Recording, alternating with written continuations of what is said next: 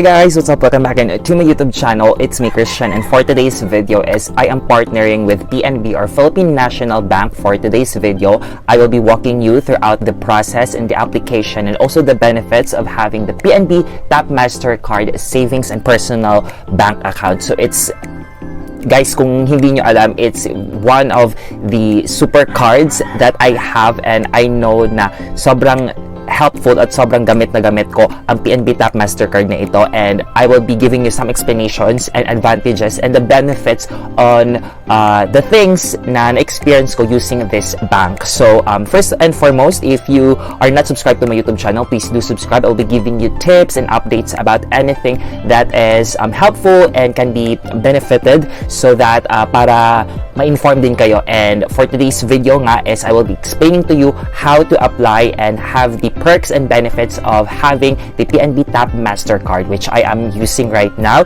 not only for my salary but at the same time for my passion, my hobbies, and anything na related din sa aking work. So this is an all-in-one. So first and foremost, paano nga ba mag-apply sa PNB Tap Mastercard? Now, PNB Tap Mastercard is one of the super cards na ino-offer ng PNB ngayon, which is the Philippine National Bank, because sobra talagang convenient niya both sa mga working at students. Now, sa application muna tayo. So, ano nga ba ang mga steps para mag-apply ng PNB Tap Mastercard?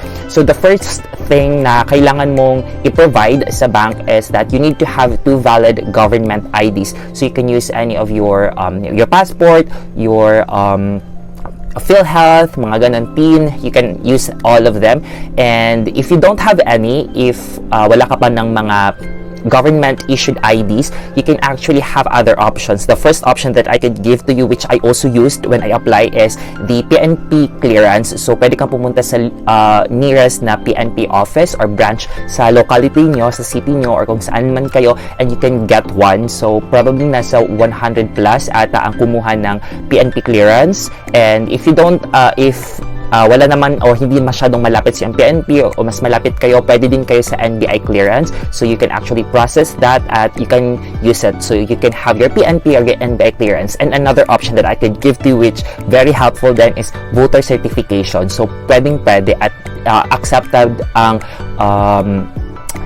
voter certification mula sa COMELEC office. So punta lang kayo doon and tell them that you need a voter certification para mag-open ng bank account. Parang ang nabayaran ko lang ata nung kumuha ko ng voter certification is 10 pesos. So diba? So you have a lot of options. So you can have your government issued IDs, dalawa, and also you can provide them your PNP clearance, NBI clearance, and your voter certification. So yes na yan. So paano nga ba kung ako ay student at underage? Well, that is not a problem because you can also open your PNP Tap Mastercard if you're a student and underage. Ano ang mga dapat gawin?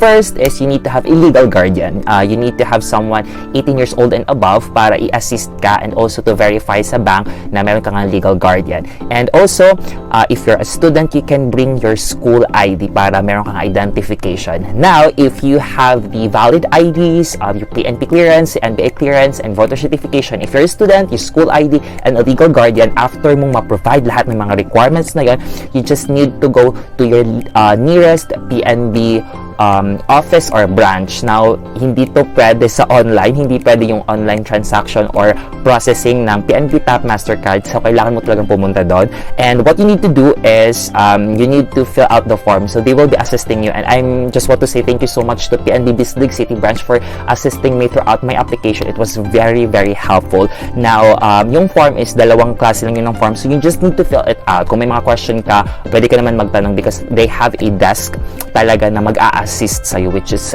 one of the things that I like about PNB. So, ayan, after mo ma-fill out yung form, all you need to do is to pay an initial deposit. Now, this is the most shocking part kasi ang initial deposit na binigay ko lang when I opened my PNB Tap Mastercard is only 100 pesos. And yes, that is true. So, ano nga ba yung 100 pesos? Yung 100 pesos is just initial deposit para malagyan yung account mo para meron siyang pondo, and you can actually get your 100 pesos if you like naman.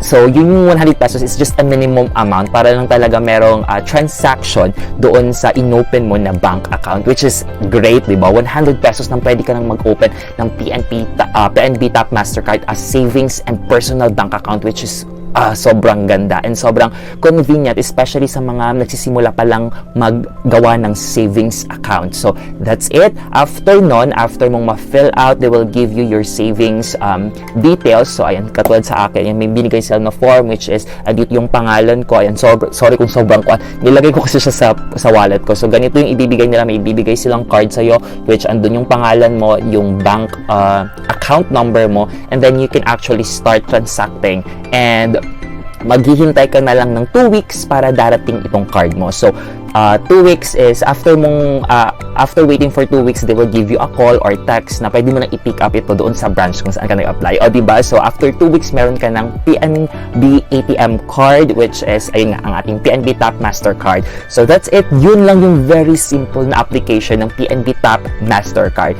Now, ano nga ba ang mga advantages at benefits? Well, personally for me, this one is super helpful. Number one na benefit nga is the PNB Tap Mastercard is in collaboration with Philippine Airlines. Now, someone like me na mahilig mag-travel at palaging mahilig pumunta sa iba't ibang lugar. So, whenever I purchase a ticket sa PAL or sa Philippine Airlines, at ito yung gamit ko, whenever you use your PNB Tap Mastercard to purchase tickets, magkakaroon ka ng points which they call the MABUHAY miles. Yun yung official name ng kanilang points na binibigay sa kanila mga customers whenever they purchase services from PAL using the PNB Tap Mastercard. And those MABUHAY miles or points can actually be converted into discounts whenever you have your next purchase. So, tapos nagta-top up lang yan. Pag hindi mo ginagamit, nagta-top up hanggang sa halos wala ka nang mabayaran sa next ticket mo sa your travel. So, diba?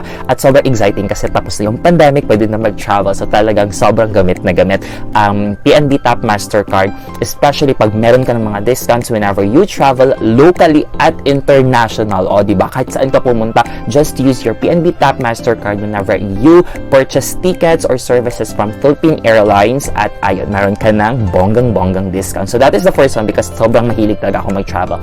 The second one is you can actually use this to purchase things sa groceries at sa malls. So whenever meron silang kasi Mastercard, so whenever you want to pay using your card, this is acceptable. And example nun is mahilig akong mag-shop sa pen shop kasi yun usually, pen shop, Oxygen yung mga usually kung saan ako nagbabayad ng aking nagbibili ng aking mga damit.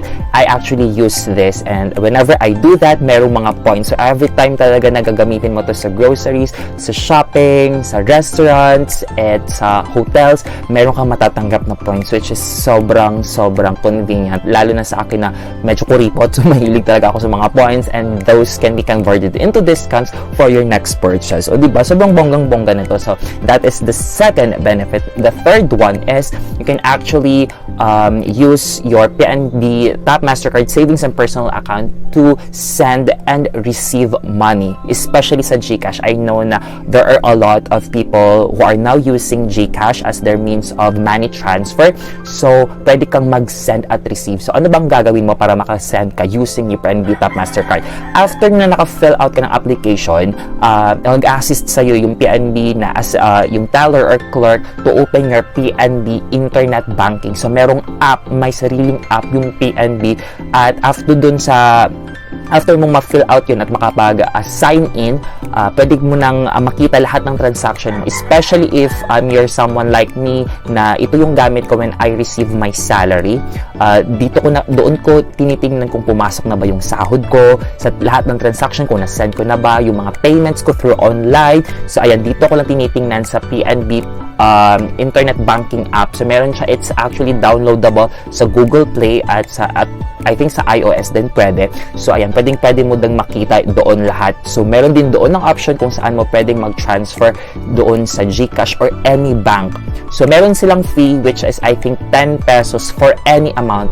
Again ha, 10 pesos lang po in every transactions in any bank. That is including na yung GCash doon. So sobrang gamit na gamit. And also you can actually send from your GCash to your PNB account. account. So, dun ka lang sa bank transfer sa GCash app, then you just need to fill out the account number ng bank mo sa PNB Tap Mastercard, then you can send it at parang 15 pesos lang din yung transaction fee in any amount din, kahit 10,000, 20,000, 50,000, you can actually send it at only 15 pesos lang yung transaction na hinihingi ng PNB, which is, for me, is a great thing because when you're selecting a bank account for your needs, talagang kailangan mong tingnan yung transaction cost, which for me, sa lahat ng mga bank na parang pinasukan ko, the PNB actually has the lowest rate sa kanilang transaction cost. So talagang sobrang helpful. And last but not the least, ang PNB can actually receive international transfers. So, number one na dito ang YouTube because dito sa YouTube sumasahod na ako. So, please do watch my videos. Don't skip ads para meron tayong sahod. So, dito ko nilalagay or dito ko pinapatransact yung aking sahod mula sa YouTube, and that's actually from Singapore kasi Singapore yung nagsasahod dito sa mga Filipino, dito sa Asian vloggers. So, from Singapore to Philippines, at sobrang konti lang ng bawas nila yung transaction cost nila. Sobrang konti lang talaga.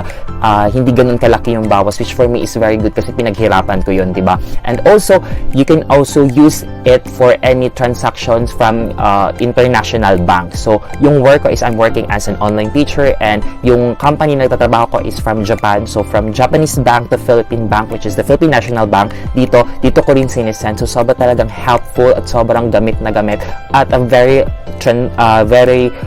low transaction rate. And also, the best part of this is it doesn't have any maintaining balance. So, hindi mo kailangan ng 2,000 or 3,000 like other banks para ma-maintain mo ang paggamit ng services ng PNB Tap Mastercard. As in, zero talaga. Kahit hindi mo siya malagyan ng isang taon, hindi magiging dormant at hindi mag-e-error yung account mo. Mag-i-intact lang siya at pwede pang continuous using yung iyong bank. And I also use this to for my online transaction, like paying for my Netflix account and for shopping online sa Shopee at sa Lazada. So talagang all-in-one. Ito na talaga ang hinahanap nating lahat, ang solusyon sa ating paghihirap kung paano nga ba makatransact online gamit ang isang card na walang kahassle-hassle at sobrang fast na kanilang transaction at a very low transaction cost. And that's it. And also, by the way, before ko makalimutan, pag palagi kang naglalagay dito